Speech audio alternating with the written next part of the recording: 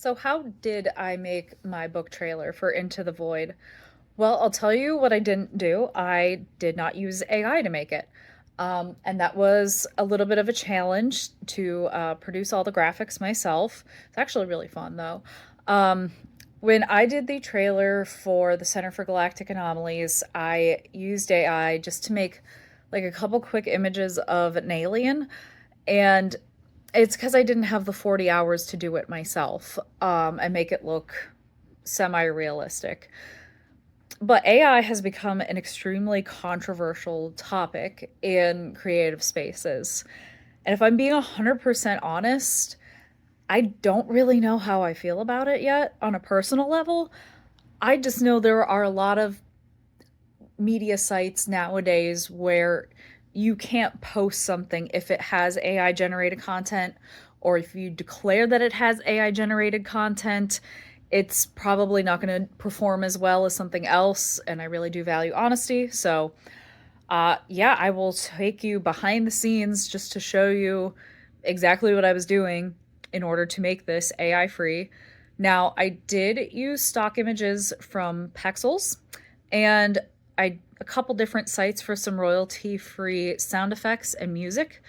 Now, the ones I was downloading, it did say it wasn't made with AI, but let's be real, people on the internet aren't always honest. So I did my best. And actually, a lot of the photography is from images that I took myself. So I will show you the before and afters of that because I think the comparison is really cool, being a little tiny bit of a photography geek. Okay, so it started off with image hunting. And as I mentioned, I used some of my own photos. So I was just scrolling through years of camera roll, looking for anything that looked like maybe one of the settings specifically, or just something weird, being tempted to use Meow photos, but you can't use them in commercial things. And then also checking Pexels, which is a website I remember from my old graphic design days, with a bunch of free stock images that are really good. And then from there, I would take them into Corel Photo Paint and doctor them up. And you can see one of the doctored up images here. Then I was actually using like manual keyframes, like the old lady animator I am, for some of the effects. Some of the effects I used were the preset effects that you can find inside of CapCut. You can see I was having trouble editing here because the cat decided my arm was her new favorite cat bed.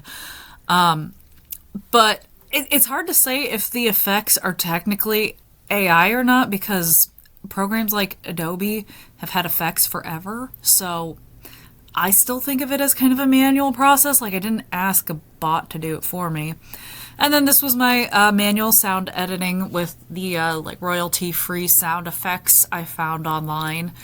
And there's also a bunch of royalty-free music. I was working on layering, trying to make a spooky soundscape, and that was pretty fun. Okay, and here are the before and afters of the photos that I took and edited for the video. This is actually inside of a mine shaft in Mammoth Cave. It's not really on the main route, not exactly sure how my husband and I stumbled across it, but it's kind of freaky to begin with. So it was easy to just apply an effect to that one. The next one is also actually Mammoth Cave. This is inside like their longer 4-hour tour so that we just did last December. And since so much of Survalis, the planet, mainly in this book, is underground, cave pictures were right up my alley for that. Just had to make it a scarier looking color here.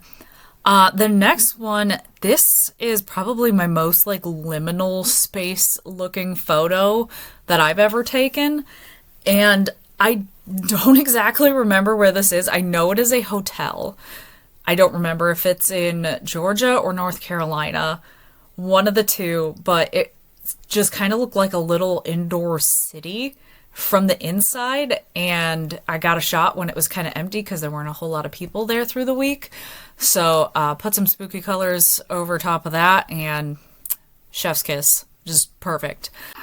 Okay, and then this is Death Valley. I decided that editing that one would make it look quite a bit like a different planet that's in this book called Nethia, kind of a desert, inhospitable type of world. And then the next one is another national park, oddly enough. Three of these are national parks. That's funny to think of. This is Capitol Reef National Park in Utah. And the setting for this unnamed planet that comes up later in the book was very much inspired by Utah, but I had to turn the sky gray and the plants black to match the different type of sun in the solar system. Oh my gosh.